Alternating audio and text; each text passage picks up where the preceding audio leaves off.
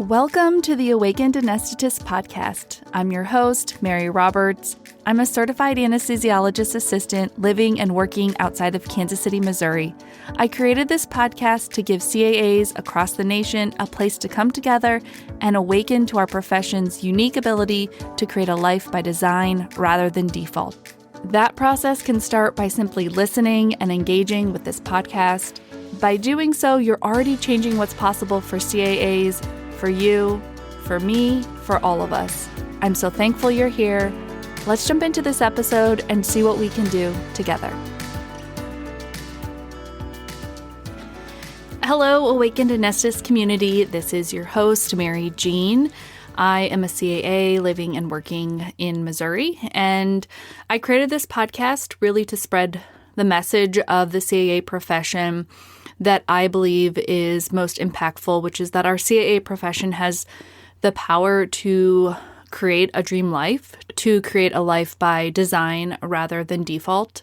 And while this message is, I think, extremely important and I think extremely true for our profession, I wanted to take the month of April, which is the National Addiction Awareness Month here in the United States, to shed some light on the truth of substance use disorders in our profession as certified anesthesiologist assistants, as well as part of the larger anesthesia community.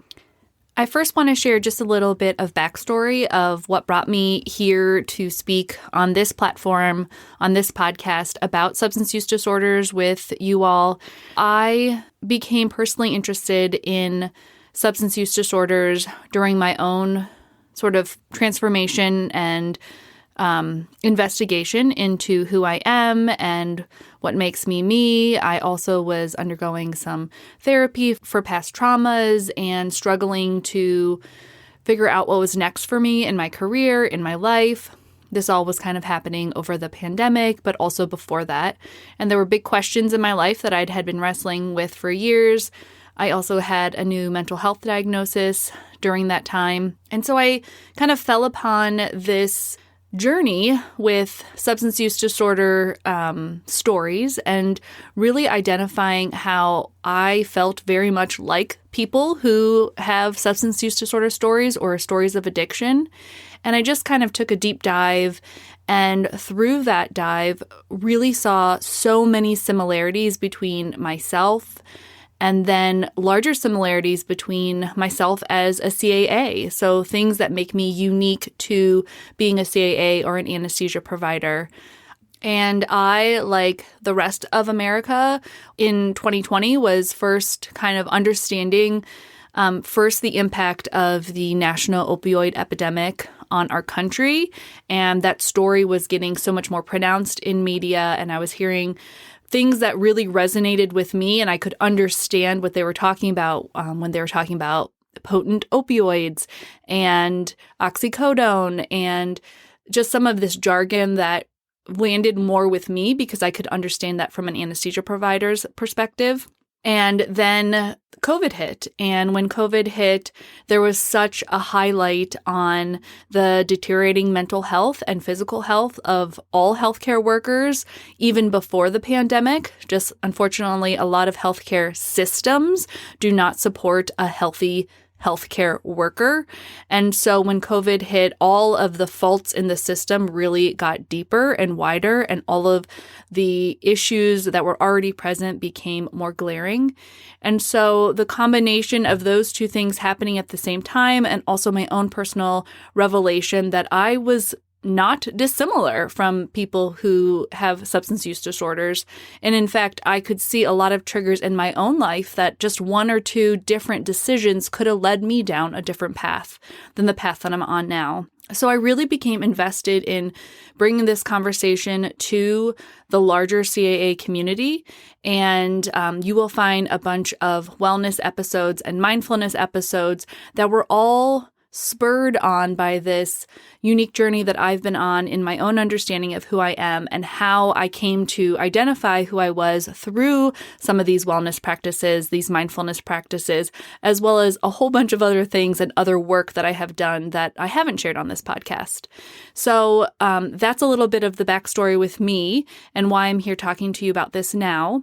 And I also want to mention that I'm using the words substance use disorder to refer to the disease of addiction. So just a little note here that I think around 2013, the DSM-5, which is that diagnosis manual that I think is produced by the American Association of Psychologists, they defined the disease of addiction as a substance use disorder.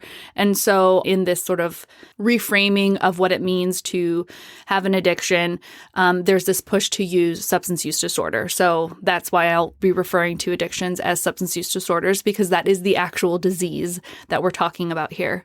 So you may have heard that 10 to 15% of anesthesia providers are going to have substance use disorders, but I think the disconnect happens because we still, as an anesthesia profession, think of addiction happening to those people over there, like that other 10 to 15%, instead of me personally. Like, how could that happen to me?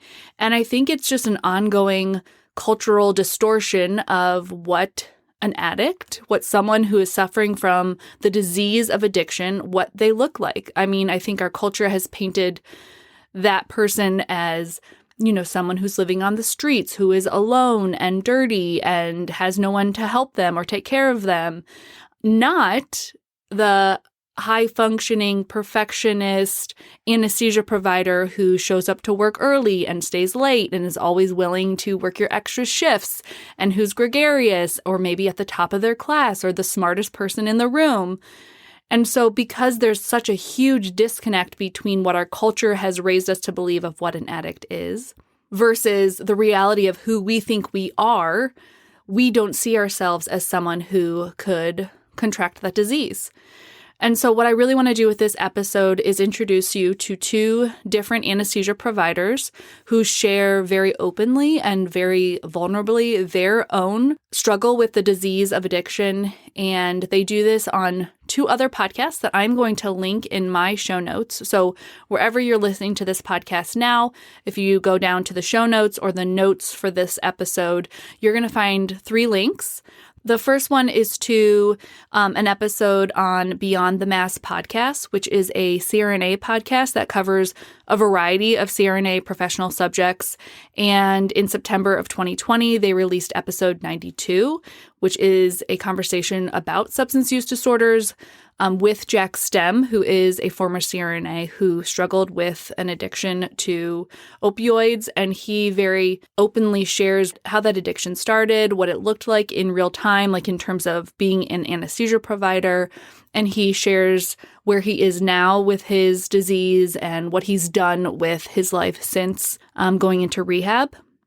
The second story is from Dr. Jodi Kuhlman. She actually was interviewed for a Marie Claire article, which is a magazine, and she remained anonymous in that article and just referred to herself as a doctor, and they never said that she was even an anesthesiologist. But then she went on this podcast called Anesthesiology News, which is a podcast aimed at anesthesia residents and physician anesthesiologists, and gave her name and, the specifics of her story, what it was like to be addicted to fentanyl and still practicing as an anesthesiologist, and just the real intimate conversation about what her addiction was and still is. And while it is glaringly obvious that there are no stories of CAAs included in that list of links, and of course, this disease is not a disease that has skipped over the CAA profession, but unfortunately, there just have not been any platforms that have been able to capture a CAA story and to bring that to a larger community.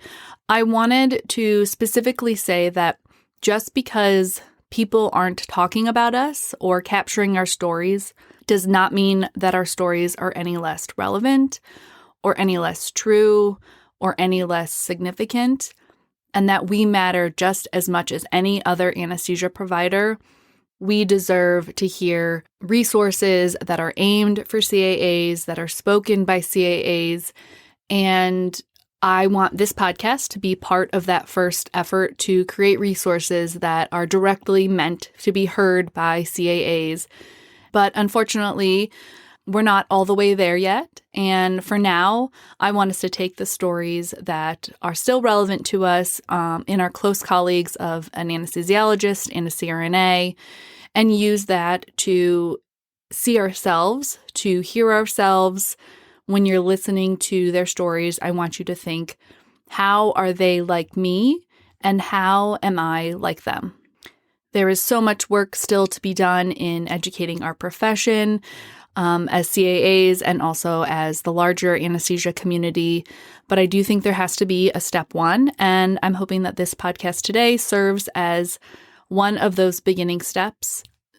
My hope is that by listening to these two podcasts, we're going to all take a small step in breaking that veil of secrecy and shame and stigma that substance use disorders still have within the anesthesia community, as well as still have within the American culture. And so I'm hoping you all take this step one here today by clicking the link on those two other podcast episodes that are listed in my show notes here. I really thank you all for listening and for taking the time to educate yourself and to listen to another person's story. I wish you all well, and we'll talk soon.